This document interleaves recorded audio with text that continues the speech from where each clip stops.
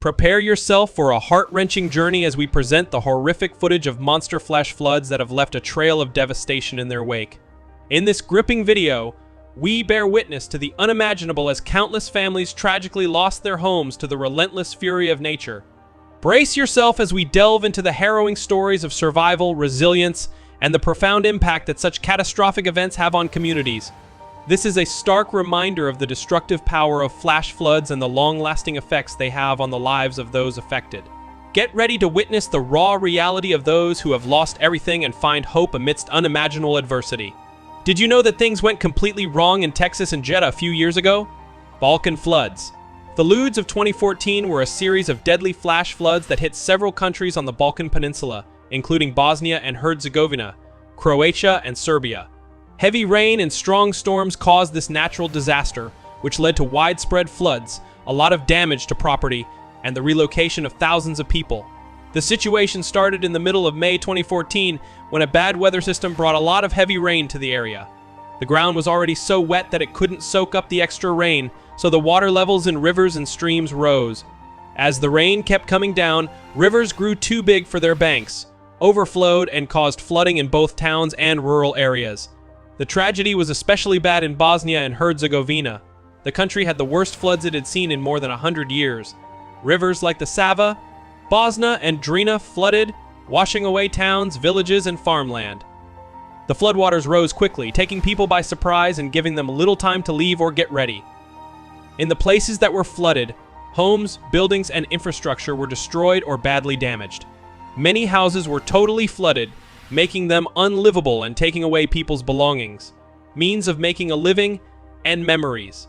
As the floodwaters went away, they left a path of damage. Mud and trash covered the land. During this time, there were also a lot of floods in Croatia and Serbia.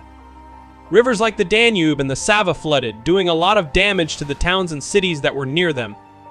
In Serbia, the town of Obrenovac was hit especially hard and whole areas were flooded. The floods also caused bridges and roads to fall, which made it harder to rescue people and get things back to normal. The Balkans floods had a huge effect on people. There were millions of people who were affected, and a lot of them lost their houses. Whole communities had to leave their homes and find safety in schools, makeshift shelters, or with friends and family.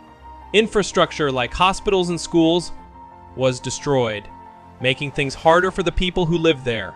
Local authorities, regional groups, and people from other countries all worked together to help with the floods. Emergency services, the troops, and volunteers worked hard to get people out of the area, help people right away, and help with the recovery process. Aid groups and countries close by offered help such as goods, medical help, and people to help. After the Balkans floods, it took a long time to get back on your feet and start building again. Most of the work was done to get back critical services, fix infrastructure, and help people who had lost their homes. International help and support were very important in helping the injured countries get back on their feet. The floods were a wake-up call for the area, showing how important it is to improve flood control systems, early warning systems, and the resilience of infrastructure. Since then, more money has been spent on flood prevention and being ready for disasters because of the lessons learned from the accident. The 2014 floods in the Balkans are a stark warning of how powerful flash floods can be and how bad they can be for communities. Millions of people lost their homes and had to move, which shows how important it is to have effective flood risk management, such as early warning systems, improvements to infrastructure, and community resilience to lessen the effects of similar tragedies in the future. Harvey Justalkin's floods in August 2017. Hurricane Harvey hit Texas. Did you know that it was one of the most damaging storms in U.S. history which broke the records? The storm brought unheard of amounts of rain which caused terrible floods, especially in the Houston area. Millions of people had to leave their homes and move because of what happened during and after Hurricane Harvey. Many homes were also destroyed.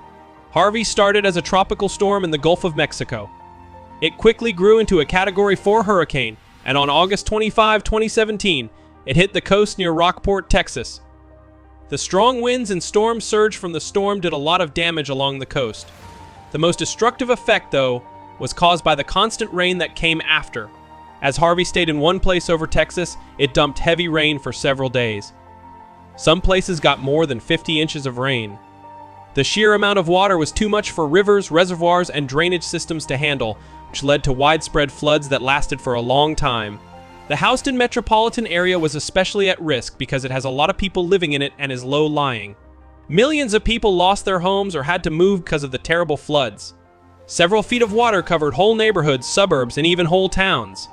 Homes that used to be safe, havens turned into islands surrounded by floods, leaving people trapped and needing help. The flooding happened in both cities and suburbs, and many homes were flooded. The floods got into buildings and did a lot of damage to the foundations, walls, and things inside.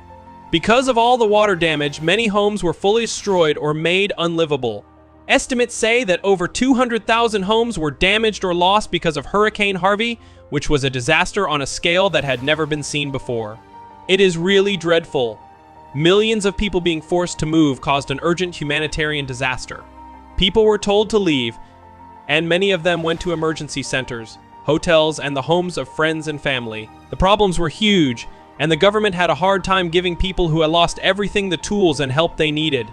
Local, state, and federal agencies, as well as individuals and aid groups, worked together on a large scale to help people after Hurricane Harvey. Emergency services, the National Guard, and volunteer groups helped people who were trapped by high water, evacuated them, and gave them food and medical help. Support from nearby states and all over the country showed how strong and caring the people of the United States are. Even now, people are still cleaning up and putting things back together after Hurricane Harvey. It includes fixing and rebuilding homes as well as handling long-term infrastructure needs and taking steps to prevent flooding. Because of the disaster, people talked about and took steps to improve flood control systems, improve urban planning, and invest in structures that can stand up to future disasters. Hurricane Harvey had a big and long-lasting effect on the places it hit.